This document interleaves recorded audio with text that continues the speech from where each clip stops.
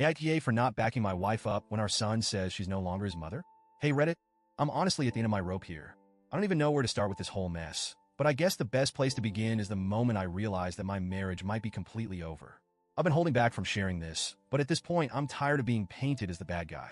I need an outside perspective because the people around us, her friends mainly, seem convinced I'm the asshole here. So, here goes. TLDR. My wife told me she regretted marrying me and wished she'd gotten an abortion when she was pregnant with our son. He overheard and told her that she wasn't his mother anymore. Now she wants me to make him talk to her again, but I don't think it's my place. AITA? My wife, Jane, and I met in college. Back then, she was this driven, ambitious girl who had her whole life planned out. She was majoring in finance and had dreams of working on Wall Street, while I was a philosophy major with dreams of, well, honestly, I didn't really have a clear goal at the time. But Jane was something else. She had this energy about her, and she brought out the best in me. We started dating our junior year, and by the time we graduated, I knew she was the one I wanted to spend my life with. We got engaged when I was 23 and she was 22. People said we were too young, but at the time, it felt right. We didn't rush into marriage, though. We waited a few years, saved up some money, and eventually tied the knot when I was 26 and she was 25. I thought we were solid. We had our fair share of arguments, but nothing too major. Honestly, I thought we were happy. Then, a year after our wedding, Jane got pregnant. It wasn't planned, but it wasn't unwelcome either, at least for me. I was over the moon when she told me. I remember sitting there on the couch, watching TV when she just blurted it out. I'm pregnant. I was stunned for a second, then excited. I told her that whatever she wanted to do, I'd support her. If she wanted to wait, if she wasn't ready, that was fine with me. But she decided to keep the baby, and I was all in. But that's when things started to change. Pregnancy wasn't easy for Jane. I get that. It's not like I expected her to be glowing and happy every day. I did my best to help her out, make her comfortable, and reassure her that we were in this together. But she was distant, moody, and just not herself. I chalked it up to hormones and figured that once the baby came, things would settle down. Spoiler alert, they didn't. When Jack was born, it was like a switch flipped for me. I loved that kid from the moment I laid eyes on him. He was perfect. Jane, on the other hand, didn't seem to feel the same. She was tired, frustrated, and seemed disconnected from both me and Jack. She was diagnosed with postpartum depression, PPD, which I understood, at least as much as a guy can. I encouraged her to seek therapy, to talk to someone, but she refused.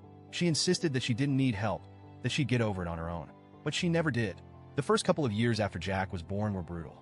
I was doing everything, working full-time, taking care of Jack, paying all the bills, and trying to keep our marriage afloat. Jane didn't want to go back to work, even though I told her it was an option. We didn't have to worry about housing costs because we lived in a second home that my aunt and uncle owned, so we could afford a nanny if she wanted to go back to her career. But she chose to stay at home, except she wasn't really staying at home. She wasn't doing much of anything. She'd stay in bed most days, claiming she was too tired to get up. I'd come home from work, exhausted, and have to take care of Jack because she couldn't or wouldn't do it. I felt like a single parent, even though I was married. I tried to be patient. I really did. I understood that PPD was serious, and I wanted to support her. But after 2 years of this, 2 years of her refusing to get help and leaving me to do everything, I started to resent her. We fought constantly. I told her that I couldn't keep doing this, that something had to change. She needed to get help or go back to work or something, anything to contribute. But she wouldn't listen. Finally, I gave her an ultimatum. Either she got help or I was done. She ended up going back to work, but not in the career she had trained for in college. Instead of pursuing finance like she'd always dreamed of, she took a job at a local cigarette shop. At that point, I was so emotionally checked out that I didn't even care. At least it was something. By the time Jack was 5, our marriage was basically dead. We weren't intimate anymore. We barely talked unless it was about Jack. We were like roommates who happened to share a child. I tried to keep things civil for Jack's sake, but it was hard. He was starting to notice the tension between us, and I didn't want him growing up in a toxic environment. Despite everything, Jack turned out to be a great kid. He was smart, independent, and intuitive. He could tell that something was off between me and Jane, even when we tried to hide it. He started to pull away from her, preferring to spend time with me or his friends. Jane noticed, but she didn't seem to care enough to do anything about it. As the years went on, things just got worse. Jack and Jane never really bonded the way a mother and son should. I think it was partly because of how she acted when he was a baby, but also because she just wasn't present. Jack relied on me for everything, and Jane became more of a stranger to him. Fast forward to last year. Jack was 16, and we were gearing up for his senior year of high school. He was excited about college, and I was proud of the young man he had become. Jane and I were still living in this limbo of a marriage, just waiting for the day when Jack would leave for college, so we could finally pull the plug on this whole thing. A few months ago, Jane and I got into one of our many arguments. It started out like all the others. Me telling her that I was done, that as soon as Jack went to college, I was filing for divorce. She called me worthless, said I'd never been a good husband, and then dropped the bomb.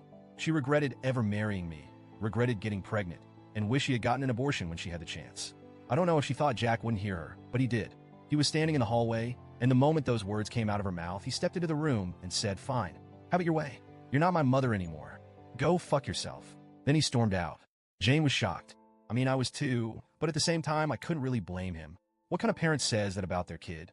If my mom ever said something like that about me, I'd probably react the same way. Jack hasn't spoken to Jane since. It's been almost 2 months now, and he avoids her like the plague. He's a smart kid. He's got a part-time job, his own car, and he buys whatever he needs. If he needs help with anything, he comes to me. But as far as he's concerned, Jane doesn't exist. Now, Jane is pissed at me because I won't make Jack talk to her. She keeps telling me that I need to step in and repair their relationship. But honestly, I don't think that's my job. Jack is almost 18. He's old enough to make his own decisions, and if he doesn't want to have a relationship with his mother, that's his choice. I'm not going to force him to forgive her, especially after what she said. I told Jane that we're done, that I'm leaving once Jack goes to college. She knows it's over, but now she's acting like it's my fault that Jack won't talk to her. I told her that maybe she shouldn't have said what she said if she wasn't ready to deal with the consequences. Of course, her friends are all on her side. They've been harassing me, saying I'm a terrible husband and that I should have backed her up when Jack said she wasn't his mother anymore. But why should I? She said some awful things, and now she's facing the fallout. It's not my job to fix this. I don't know, Reddit. Am I the asshole for not stepping in and making Jack talk to her? Update. First off, thanks to everyone who took the time to read my post and share their thoughts. I didn't expect to get so many responses, and I appreciate the support and even the tough love that many of you gave me. A lot of you asked for more context about Jane's side of things, and I've been thinking about it a lot over the past few days. To be honest, I don't know if Jane ever really wanted to be a mom. I think she got swept up in the idea of it when she first got pregnant, but once Jack was born, reality hit her hard. The postpartum depression played a huge role in all of this, and I wish she had gotten the help she needed back then. I tried to be supportive, but I realize now that there were things happening beneath the surface that I couldn't fix on my own. It's not like Jane was always a bad mom. There were times when she tried. She'd cook dinner, help Jack with his homework, and even take him out for ice cream sometimes. But those moments were rare. Most of the time, she was distant, wrapped up in her own struggles, and Jack picked up on that. Since my original post, Jane has been trying to reach out to Jack. She's apologized a few times, but Jack isn't ready to hear it. I've told her that it's going to take time, and she can't force him to forgive her. She seems to understand that now, but it doesn't make things any easier. As for me, I'm still planning on leaving once Jack goes to college. This marriage has been dead for a long time, and I don't see any point in dragging it out. Jack is my priority right now, and I want to make sure he's okay before I make any big moves.